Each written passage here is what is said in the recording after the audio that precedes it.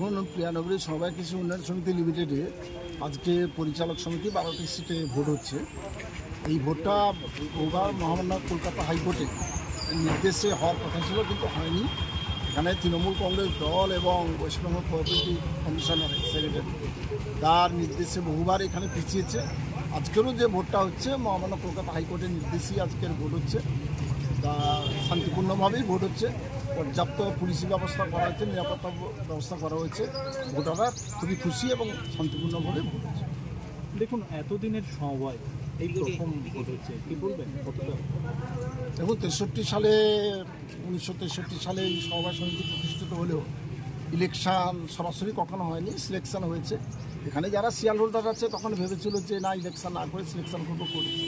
এবারে এই শেয়ার হোল্ডাররা ভেবেছে যে না, আমরা ইলেকশনের পদ্ধতিতে এখানে পরিচালক সমিতি নির্বাচন করব, তাই জন্য ভোট হচ্ছে। জয়ের জন্য আপনারা কতটা? একেবারে ভারতীয় জনতা পার্টির পক্ষ থেকে আমরা প্রিয়ানগরী বোর্ড গঠন করব 100% নিশ্চিত। আপনার নাম? মেঘনাথ পাল, তমলুক সাংগঠনিক জেলা ভারতীয় জনতা পার্টির সাধারণ সম্পাদক। চলছে ত্রুটিপূর্ণ নির্বাচন প্রক্রিয়ার মধ্য দিয়ে সমবায় সমিতি গিয়েছিল বলে কোর্টের নির্দেশে নির্বাচন স্থগিত ছিল। আজকে কোর্টের নির্দেশে নির্বাচন হচ্ছে, কিন্তু এই অরাজনৈতিক একটা নির্বাচন, এই সমবায় সমিতির নির্বাচন। এখানে এই হরিপুর অঞ্চলের বিভিন্ন মৌজার সাধারণ প্রান্তিক মানুষ, খেটে খাওয়া মানুষ, যারা এই সমবায় থেকে ঋণ নেয় আবার তারা পরিশোধ করে, সেই সমবায়রা গণতান্ত্রিক পদ্ধতিতে নির্বাচনের মধ্য দিয়ে জনপ্রতিনিধি পাঠানোর জন্যই নির্বাচন। কিন্তু আমরা দেখতে পাচ্ছি এই অরাজনৈতিক একটা নির্বাচনকে কেন্দ্র করে একে রাজনীতির কালার দেওয়ার জন্য বিজেপি উঠে পড়ে লেগেছে। বিভিন্ন অঞ্চল থেকে শয়ে শয়ে বিজেপির কর্মীদের ঢোকানো হচ্ছে এখানে, যারা এই এলাকার ভোটার নয়। এখানে প্রায় 5000 মানুষের খাবার ব্যবস্থা করা হয়েছে।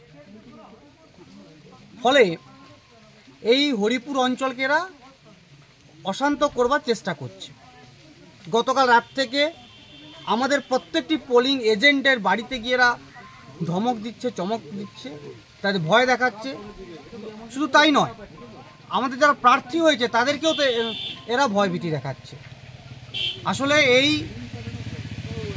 ভয় দেখানোর পেছনে অন্যতম কারণ হচ্ছে নিজেরা ভয় পেয়ে গেছে।